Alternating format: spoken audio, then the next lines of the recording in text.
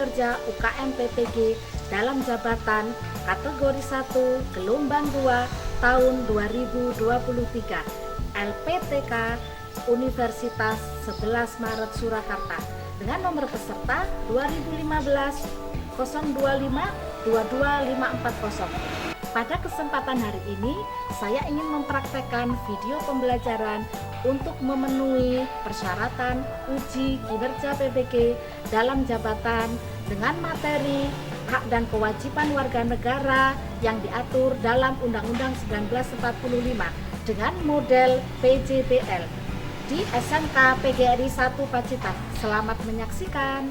Selamat pagi anak-anak. Selamat pagi, Bu. Assalamualaikum warahmatullahi wabarakatuh. Waalaikumsalam warahmatullahi wabarakatuh. Pada kesempatan siang hari ini ya, kita bisa bersama-sama mengikuti pelajaran pendidikan Pancasila ya. Untuk memulai kegiatan pembelajaran pagi hari ini, silakan berdoa dulu dipimpin oleh ketua kelas. Andre, silakan dipimpin. Ucapkan berdoa, doa selesai. Baik ya, sebelum kita memulai pembelajaran akan saya absen dulu ya. Hari ini yang tidak masuk siapa saja? Yang pertama Dendi, Ardi, Faza, Irfan, Fian, Octavian Wahyu, Vicky, Maulana, Andre, Katini, Irfan nggak masuk? Enggak. Apa izinnya? Nggak ada yang dapat izin? Oh ya, mungkin sakit mungkin ya, kemarin sempat tidak enak badan.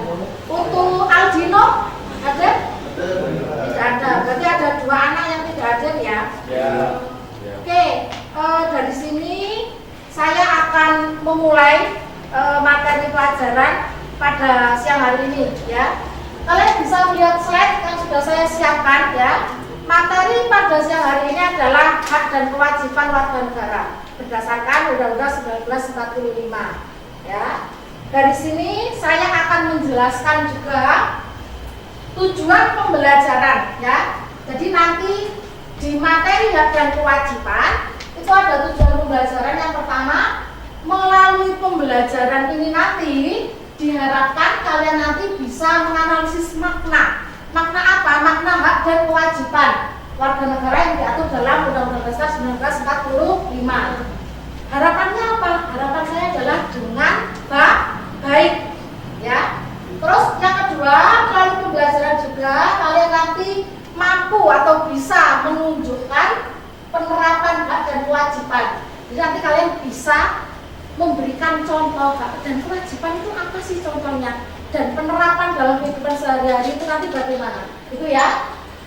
Yang ketiga, melalui proyek ya, proyek pembuatan poster, kalian nanti mampu menelaah praktek kemerdekaan berpendapat warga negara dalam era keterbukaan ya, informasi sesuai dengan nilai-nilai Pancasila ya. Dari sini nanti kalian akan diajak menelaah bagaimana berpendapat yang baik di era digital saat ini ya. Mungkin itu adalah tujuan pembelajaran dari materi kita di siang hari ini ya. Untuk manfaat ya, manfaat dari materi ini apa sih ya? Jadi kita itu kenapa kok memerlukan materi hak dan kewajiban? Karena manusia hidup itu tidak lepas dengan yang namanya hak dan kewajiban. Cukup ya? Oke ya. Saya masuk dalam itu pembelajaran. Saya lanjutkan lagi. Perhatikan gambar di samping dalam slide itu ya. Jadi di sini kalau untuk pertanyaan apakah hak dan kewajiban dari masyarakat Indonesia telah terlaksana dengan baik, juga sudah bisa terjawab sebenarnya. Cuma kalian nanti menguraikannya bagaimana? Karena apa? Setiap peserta didik atau dari pendapat kalian itu nanti berbeda-beda. Coba di sini adakah yang sudah paham ya perbedaan atau makna hak dan kewajiban? Silakan angkat tangan. Ya. Ya, Adi. Hak adalah sesuatu yang kita terima, sedangkan kewajiban adalah sesuatu yang harus kita lakukan. Sip, ya, 100 ya. Jadi dari keterangan teman kalian itu sudah bisa menyimpulkan. Berarti Adi sudah bisa merasakan dalam kesehariannya. Oh, hak itu sesuatu yang diperoleh setiap kita melakukan sesuatu. Itu adalah hak namanya ya. Kalau kewajiban itu sesuatu yang harus dikerjakan. Yang namanya harus sih berarti kalau ditinggalkan bagaimana? Tidak boleh, namanya juga wajib. Ya Pak ya? Ya. Nah, dari sini saya juga akan memberikan sedikit pengertian juga ya. Kalau ini kira-kira dari gambar di samping ini gimana? Ini adalah apa yang di atas? Hak ya, sekolah itu ya. Nah, terus kalau membayar pajak merupakan kewajiban. Kira-kira sekolah ini terus dadi hak itu sudah terlaksana dengan baik apa belum? Belum. Banyak alasannya Bu. Ya, nanti kalian bisa menjelaskan ya. Pajak juga sama. Apakah kira-kira pajak itu sudah terlaksana dengan baik? Belum juga, ya. Nggak ada ini yang terlaksana dengan baik. Tapi kita berusaha dilaksanakan semaksimal mungkin, ya. Jadi untuk hak, ya, itu pengertian sederhananya seperti yang dijelaskan oleh Adi. Di sini juga ada ilmuwan ya, Profesor Dr. Noto Negoro. Kekuasaan untuk menerima atau melakukan sesuatu yang semestinya diterima atau dilakukan oleh pihak tertentu. Hak tersebut tidak dapat dilakukan oleh pihak lain manapun dan pada prinsipnya dapat dituntut secara paksa oleh pemilik hak. Lanjut. Di sini ada pengertian kewajiban. Pengertian kewajiban di sini adalah sesuatu yang harus dilakukan. Ya, ini masih kita berbicara masih makna ya, makna dan perbedaan pengertiannya. Suatu beban yang harus dipenuhi untuk memberikan atau melakukan sesuatu yang semestinya diberikan oleh pihak tertentu. Itu adalah kewajiban. Coba nanti saya juga akan memberikan materi ya, materi ini berupa video biar kalian lebih paham, lebih mengerti. Tolong nanti disimak, diperhatikan ya. Jadi nanti ini ada beberapa opini pendapat ya dari masyarakat. Coba diperhatikan. Nanti bisa saya ini ya, nanti saya bisa share di grup kalian ya. Jadi nanti kalian bisa melihat melalui HP kalian masing-masing untuk materi hak dan kewajiban ya. Jadi dari penjelasan saya tadi itu ya, melalui PowerPoint dan penjelasan para ahli tadi sudah bisa menerima ya kalian ya. Ya, oke ya. Ini adalah penjelasan tentang bagaimana hak dan kewajiban ya. Ini nanti saya akan memberikan lembar kerja. Lembar kerja itu berupa tugas nanti dikerjakan secara kelompok. Ini saya di sini masih menjelaskan dulu ya. Nah, prosedur atau langkah-langkah untuk mengerjakan tugas di sini nanti ya akan saya jelaskan kalau kalian nanti sudah selesai melihat slide materi ya. Oke, ini nanti sudah bisa ini tadi untuk yang materi berikutnya atau yang melandasi hukum hak dan kewajiban. Jadi hak dan kewajiban itu ada hukum yang mendasar loh ya, ada yang mengatur. Bu, berarti kalau turun di jalan itu boleh? Justru itu malah disarankan. Kenapa? Karena kita bebas ya, tidak dibungkam pendapat kita, ya toh? Apa yang jadi aspirasi kita itu disalurkan, tetapi melalui apa? Tata cara yang sudah diatur. Coba itu diperhatikan itu slide-nya ya. Setiap orang berhak untuk hidup serta mempertahankan hidup dan kehidupannya. Itu pasal 28 yang A ya.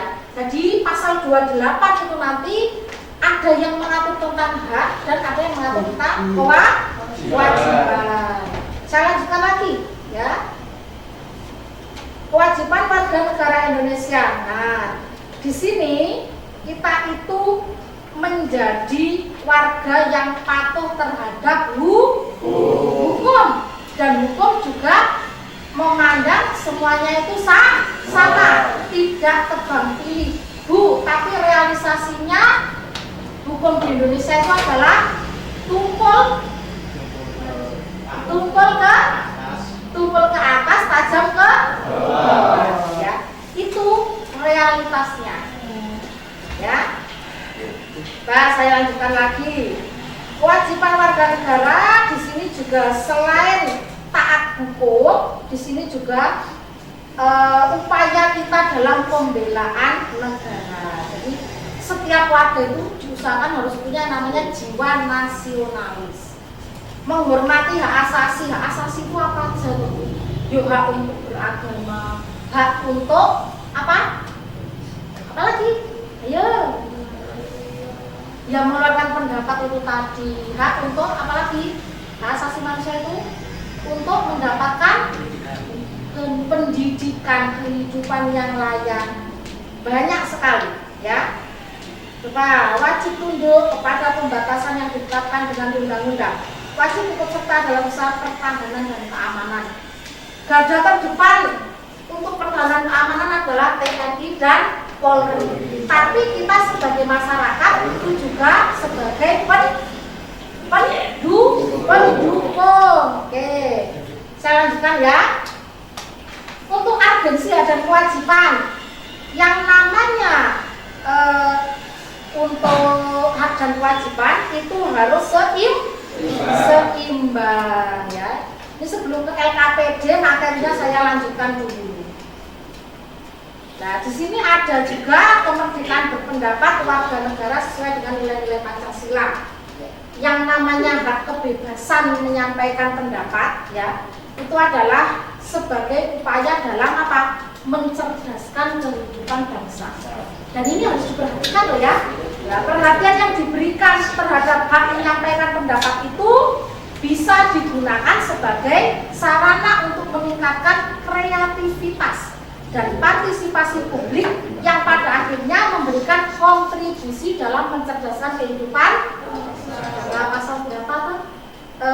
Bukan pasal, alinea keberapa yang intinya tujuan pembukaan atau tujuan kita itu adalah mencerdaskan kehidupan bangsa? Alinea keempat ya adalah pembukaan Undang-Undang 1945 ya. Kecerdasan tidak hanya diukur dengan seberapa banyak warga negara bisa menikmati sistem pendidikan konvensional, melainkan tingginya atensi partisipasi publik. Nah, ini juga harus diperhatikan lagi. Berarti keikut-aktifan kalian dalam mengenyam pendidikan itulah yang menjadi tombak dari kecerdasan kehidupan bangsa. Kalau ada yang masih bingung silahkan ditanyakan ya. Sebelum saya lanjutkan ke LKPD. Untuk LKPD-nya saya jelaskan ya. Saya jelaskan dulu ini ya. Nah, di sini saya bagi kelompoknya ya. Di sini nanti silakan kalian berdiskusi ya. Ini saya menjelaskan langkah-langkahnya dulu ya. Sebelum saya bagikan, saya jelaskan langkah-langkahnya. Kalian berdiskusi, nanti ditulis di lembar sini ya. Setelah itu kalian nanti juga akan membuat poster ya. Poster di sini tema sudah saya tentukan. Tema dari poster ini turunan dari landasan ideal, konstitusional, operasional, dan hukum yang lainnya ya. Nanti kamu kalau sudah mencari jawaban dari landasan ini di internet, kalian akan mengkaji, menelaah per pasal itu, nanti kamu akan tahu, oh ternyata landasan ideal itu yang dimaksud Pancasila loh. Berarti mengemukakan pendapat itu hubungannya dengan sila ke? Lah berarti contohnya apa? Nah, salah satu contohnya ada di apa? Musyawarah sama dengan landasan konstitusional. Di dalam pasal 28 itu mengatur tentang mengeluarkan pendapat secara lisan dan tertulis. Salah satunya adalah demonstrasi. Itu secara langsung. Tulis dan tidak tertulis, secara lisan, secara langsung dan secara tidak langsung. Nanti untuk yang di sini yang landasan operasional itu ada di Undang-Undang Nomornya 39 tahun 99. Itu salah satunya aja. Saya ambil sampel 1. Di situ nanti mengatur tentang HAM. Silahkan kalian nanti bebas membuat poster dengan tema HAM, ya. Terus yang keempat, berekspresi di media sosial. Oke ya, sudah saya jelaskan semuanya. Kita mulai dengan mendesain, ya. Jadi nanti LKPD saya bagikan nanti apa aja alat yang perlu disiapkan. Untuk kertas, untuk membuat poster sudah saya siapkan, LKPD sudah saya siapkan. Nanti dikerjakan secara berkelompok, ya. Untuk kelompok 1. Coba ya, untuk mendesain poster itu nanti kalian boleh buka di Google, di HP, ya. Boleh buka misalnya Canva. Nanti disitu banyak sekali contoh-contoh tentang media poster, ya. Jadi desainnya di komputer. Nanti untuk pengerjaan poster boleh, ya, boleh melalui komputer, boleh melalui kertas. Jadi saya di sini menerapkan diferensiasi, ya. Dari sini kalau ada yang mampu mendesain melalui aplikasi, silakan monggo memakai aplikasi, ya. Kalau yang tidak menguasai aplikasi, ya, silahkan memakai tulis, ya, atau pensil, pulpen, spidol, dan macam-macam. Oke, ada yang perlu ditanyakan lagi? Tidak lupa, ya, sebelum kalian melakukan proyek ini, kalian harus menyusun jadwal terlebih dahulu, ya. Menyusun jadwal, saya beri batasan waktu. Pembuatan desain poster ini nanti kurang lebihnya adalah 20 sampai 30 menit, ya. Jadi ada waktu 20 sampai 30 menit. Itu nanti tolong diperkirakan sampai batas waktu yang sudah saya tentukan. Coba kalian sudah di sini sudah mulai membuat proyeknya, ya. Posternya sudah kalian desain. Kalian secara berkelompok. Ketika di proses pembuatan poster ini, saya akan menilai, ya. Jadi nanti saya ambil nilai sikap dan nilai dari keterampilan kalian ketika membuat poster. Silakan kalian bisa browsing, ya. Kalian bisa pakai HP ataupun pakai internet. Gimana, Adi? Ya? Ya, boleh. Oke, ya. Ini kelompok 3 bisa mendesain poster menggunakan aplikasi, ya.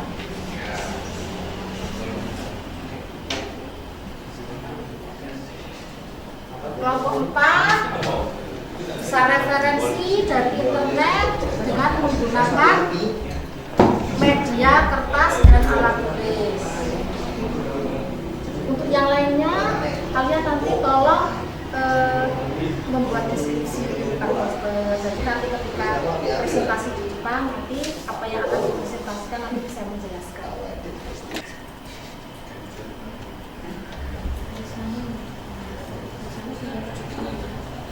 Tulisannya nggak bisa.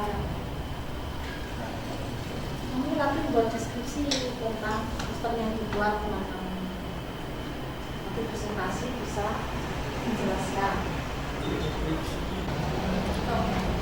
Sudah selesai?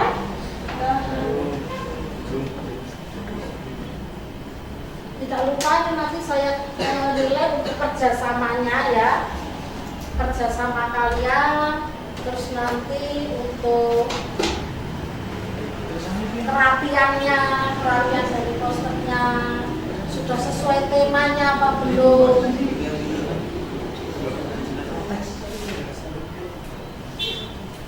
Ada kesulitan? Langkah berikutnya ini nanti saya akan menguji dari proyek yang sudah kalian buat ya. Maka dari itu nanti di sini saya akan melakukan penilaian ketika kalian presentasi. Untuk kelompok yang sudah siap silakan maju ke depan.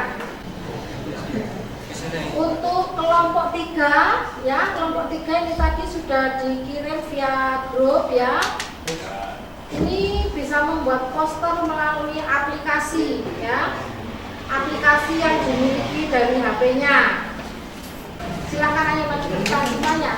Kelompok 3 ini tadi ada Adi, ada Dedik, sini ada sini ya, ada.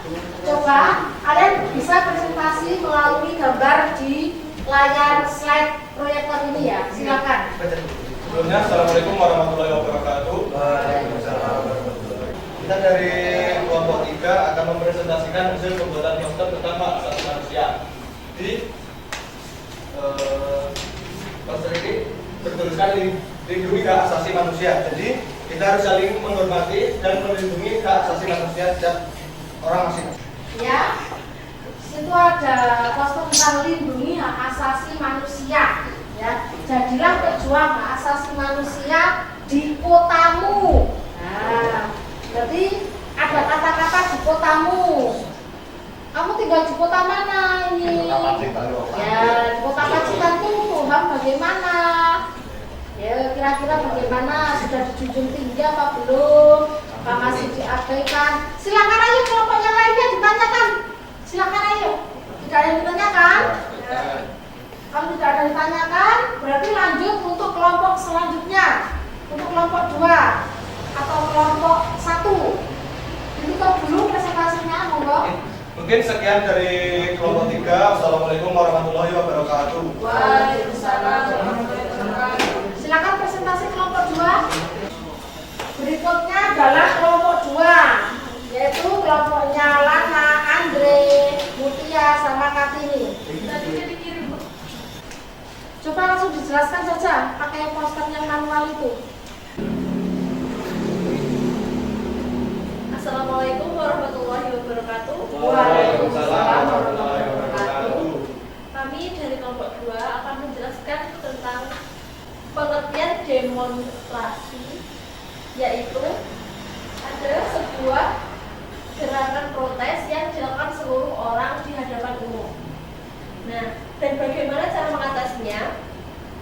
Yakni memberikan himbauan yang edukatif terkait larangan demo anarkis, melakukan rehabilitas dan konsolidasi, serta menerapkan hukum secara profesional yang sesuai situasi dan kondisi. Mungkin cukup sekian yang dapat saya sampaikan. Terima kasih. Wassalamualaikum warahmatullahi wabarakatuh. Waalaikumsalam warahmatullahi wabarakatuh. Silakan kelompok lain menanggapi. Kalau demonya ribut itu bagaimana? Kalau demonya bertujuan anarkis, langsung pertanyaannya gimana kalau demo itu yang ujung-ujungnya ada perilaku anarkis atau aksi merusak dan lain sebagainya, itu bagaimana? Silakan dijawab untuk kelompok 2. Ya? Dilaporkan kepada yang berwajib. Oh, dilaporkan pada dia yang berwajib. Oke. Jadi kalau ada perbuatan anarkis itu nanti langsung yang turun adalah dia yang berwenang. Misalnya polisi, tentara, seperti itu ya. Ayo selanjutnya kelompok yang belum maju, kelompok 1. Ayo maju, silakan. Assalamualaikum warahmatullahi wabarakatuh. Waalaikumsalam warahmatullahi wabarakatuh. Kami akan mempresentasikan hasil dari poster kami dalam musyawarah untuk perdamaian. Musyawarah adalah suatu upaya bersama dengan sikap bersikap rendah hati untuk memecahkan persoalan atau menyelesaikan guna mengambil keputusan selama dalam penyelesaian atau pemecah masalah. Ya, ada yang mau ditanggapi? Posternya bisa dilihatkan dengan teman-temannya ya. Musyawarah untuk perdamaian ya. Jadi ini adalah temanya musyawarah atau landasan ini tadi ya untuk kemerdekaan berpendapat. Jadi di sini nanti kalian akan membahas tentang musyawarah untuk perdamaian ya. Kok bisa musyawarah untuk perdamaian? Karena musyawarah adalah pengambilan keputusan secara mufakat itu berdasarkan apa keputusan orang banyak, mengesampingkan kepentingan pribadi. Sekian dari kami. Wassalamualaikum warahmatullahi wabarakatuh. Waalaikumsalam warahmatullahi wabarakatuh. Ayo lanjutnya kelompok terakhir, silakan maju yuk. Sini kelompok 4 itu ada Fian, ada Vicky, sama Irfan. Ayo silakan. Assalamualaikum warahmatullahi wabarakatuh. Waalaikumsalam warahmatullahi wabarakatuh. Saya dari kelompok 4 akan mengilustrasikan landasan hukum lainnya. Kemerdekaan menyampaikan pendapat tidak berdalam kesalahan karena nomor 5. Dalam tersebut dalam pasal 19 yang bunyinya setiap orang berhak atas kebebasan memiliki dan mengeluarkan pendapat. Dalam hal ini termasuk kebebasan memiliki pendapat tanpa gangguan dan untuk mencari, terima dan menyampaikan informasi dan sebuah pemikiran melalui media begitu cuma saja dengan tidak memandang batas-batas wilayah. Ya, terus posternya silakan presentasikan ke teman-temannya. Ya, terus itu untuk bunyi posternya bagaimana? Berekspresi di media sosial. Oh iya, berekspresi di media sosial. Silakan bisa dijelaskan deskripsinya ketika berekspresi di media sosial. Deskripsi berekspresi di media sosial diberikan informasi yang sebagian benar. Ya. Tidaknya apa yang diberikan bermanfaat kepada orang lain. Hindari menyebarkan konten ilegal atau konten yang juga tak bercita. Sadar bahwa tidak semua konten perlu dibagikan di media sosial. Pastikan konten yang dibagikan merupakan konten positif. Oke, ya ini menarik sekali ini kelompok 4 karena ini sesuai dengan perkembangan zaman sekarang. Ada yang mau dipertanyakan? Silakan. Ayo. Kontennya harus konten yang positif ya, dan cara menyampaikan pendapat. Oke, silakan Kak Tini. Silakan. Bagaimana cara kita menyikapi terhadap suatu berita atau informasi yang hoax atau Tidak valid. Bagaimana cara menyikapi informasi yang masuk itu ternyata bukan yang informasi benar tapi informasi hoax. Bagaimana? Ayo silakan dijawab. Vicky bisa membantu, Fian juga bisa membantu. Coba kelompok 3 ini sudah tahu kan artinya hoax apa? Sudah, hoax itu bohong ya. Nah, cara menyikapi ketika ada berita bohong itu bagaimana? Melaporkan, cara melaporkan itu bagaimana kalau di media sosial itu? Gimana? Langkah awal dulu ketika ada berita hoax itu kita cari sumbernya dulu, kebenarannya bagaimana. Maka kita langsung percaya apa tidak, atau kita harus bisa pandai-pandai menyaring informasi. Jadi kita cari terlebih dahulu, baru kalau misalnya dilaporkan ke pihak berwenang itu biasanya yang menyangkut dengan pencemaran nama baik. Gitu ya. Kelompok 3, saya bantu menjawab ya. Kelompok 2, bagaimana kelompok yang lainnya? Kelompok 1, silakan Bisma. Nggak ada? Adi? Cukup. Cukup. Ya, dari kelompok 4. Assalamualaikum warahmatullahi wabarakatuh. Waalaikumsalam warahmatullahi wabarakatuh. Aplaus untuk semua kelompok yang berpartisipasi. Nah, jadi di sini saya akan mencoba untuk mengevaluasi ya, mengevaluasi bagaimana pengalaman kalian ketika pembelajaran membuat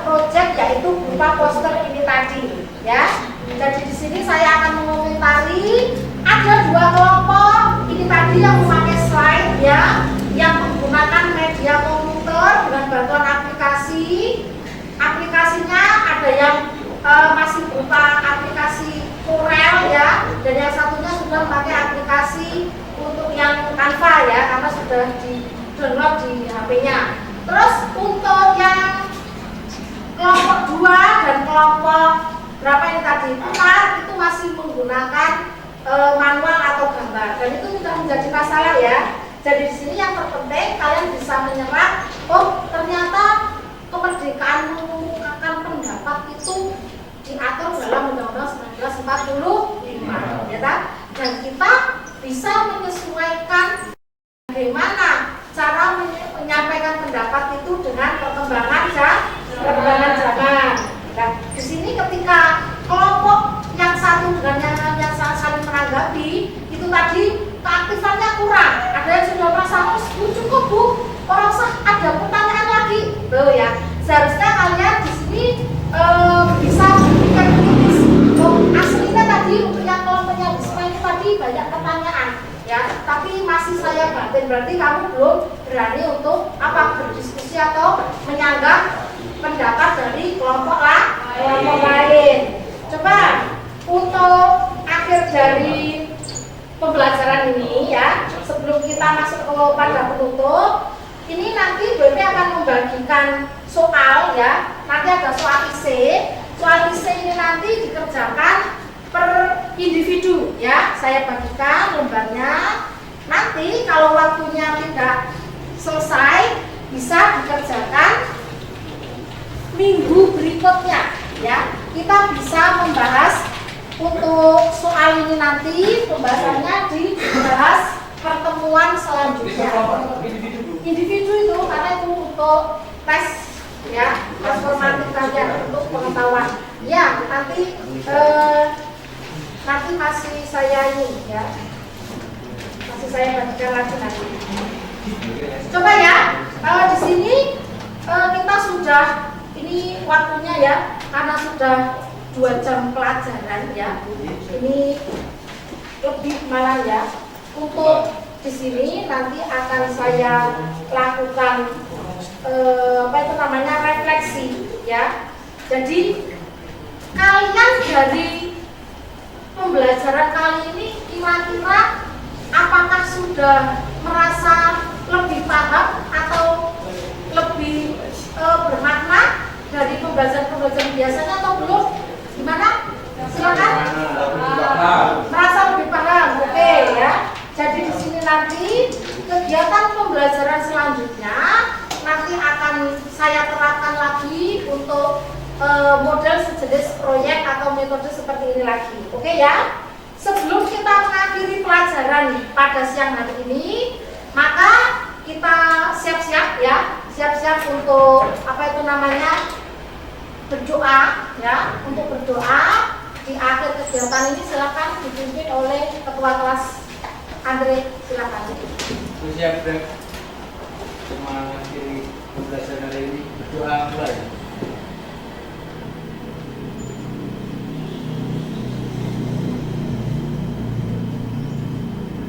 Doa selesai. Mungkin selamat siang cukup ya. Wassalamualaikum